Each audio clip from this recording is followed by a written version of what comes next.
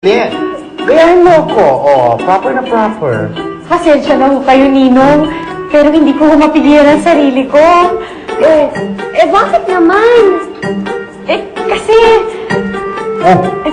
Anong kasi? Magsalita ka. Ano ba iyan? Kasi hinalikan na ho ako ni Fernando Jose.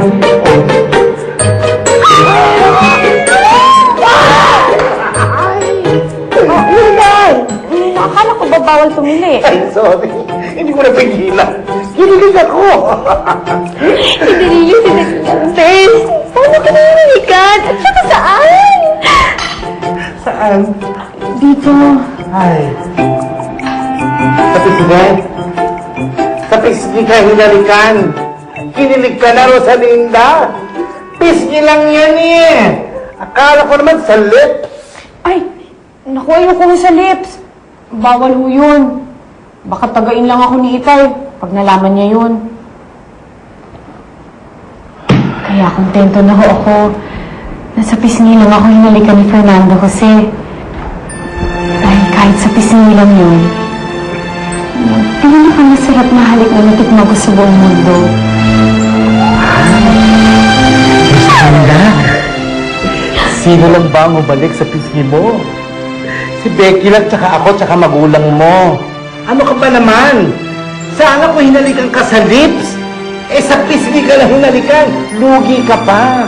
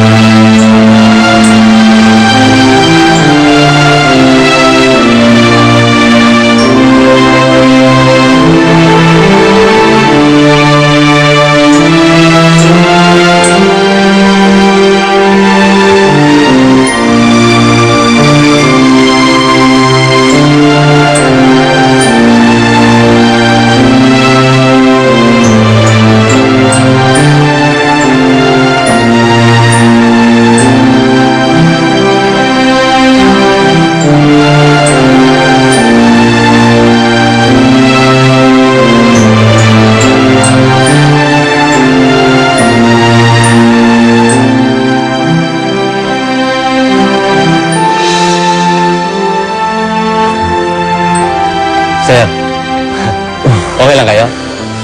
Julio, ikaw pala yan. Ngayon lang ako napansin dito. Samantalang ako, kapansin-pansin ko yung mga ngiti nyo kanina pa. Tama ka, Julio. Basang-basa mo ako ngayon.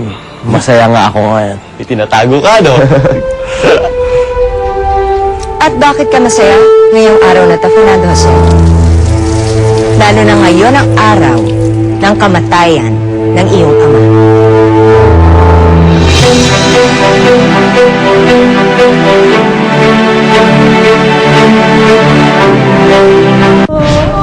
Ang abot kamay na tagumpay.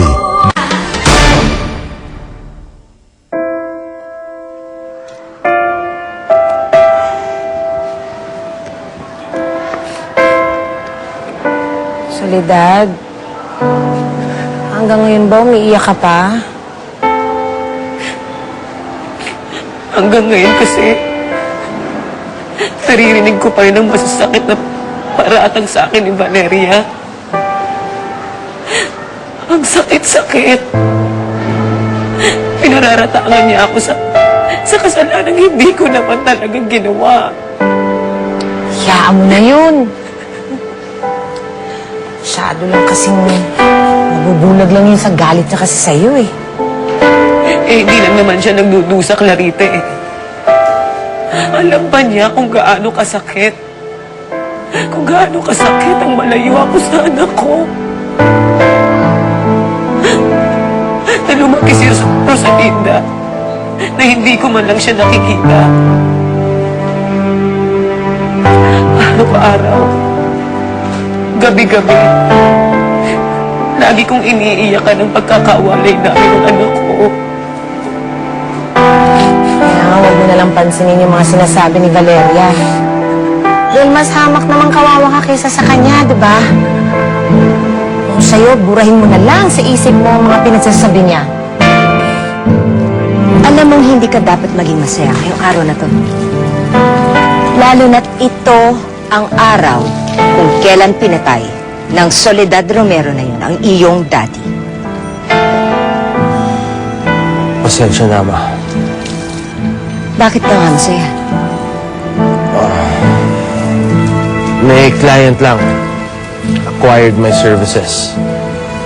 My very first case. Yun yung rason kung bakit ako masaya ngayon, Ma. I'll just see you inside. Bueno.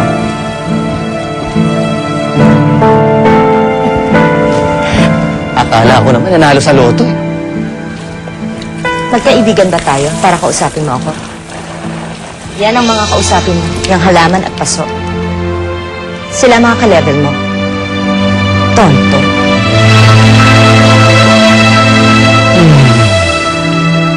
Oh, ininom mo ito para gumawang pakiramdam mo. Nay? Tay? Linda, Kamusta ho ang check-up niyo sa doktor, Nay? Maayos naman. Binigyan uli ako ng mga panibagong gamot na iinumin.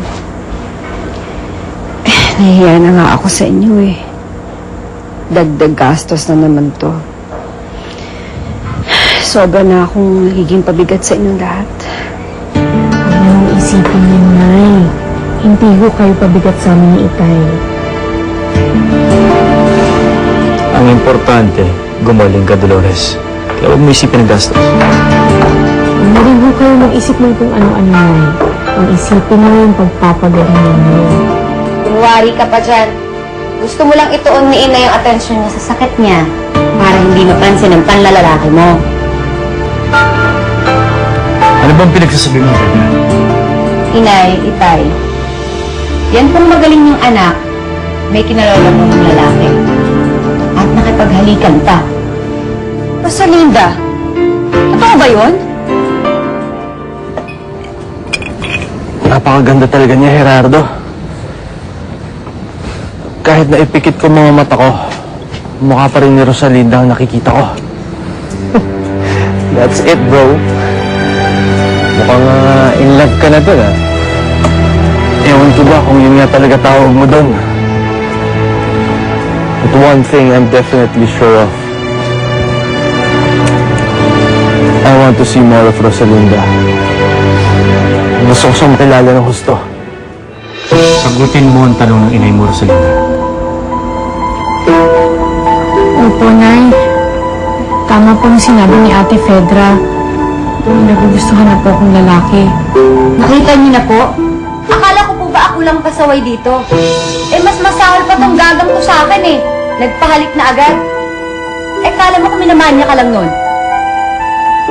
Pero sa pisngi lang naman yun. Hindi humanyak si Fernando Jose, Nay. Mabait ho siya. Magalang. Marespeto at masarap kausap. Fernando Jose? Yun ang pangalan niya? Opo, Nay. Fernando Jose nga. Sino ba yan? Taga saan? Ano ang apelido niya? Ano ba ang buong pangalan ng Fernando Jose na yan?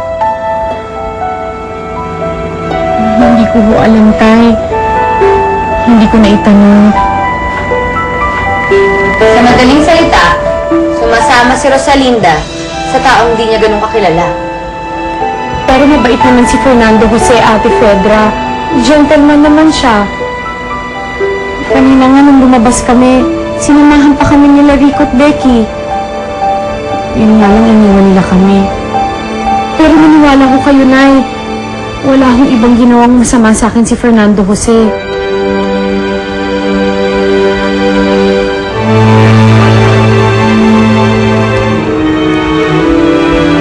Naniniwala kami sa iyo, anak.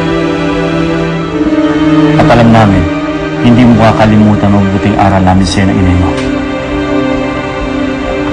Pero gusto ko pa rin makilala ang Fernando Jose na yan. Tama. Dapat dalhin mo siya dito para makilala namin. Malaman namin ni Inay kung anong intensyon sa'yo.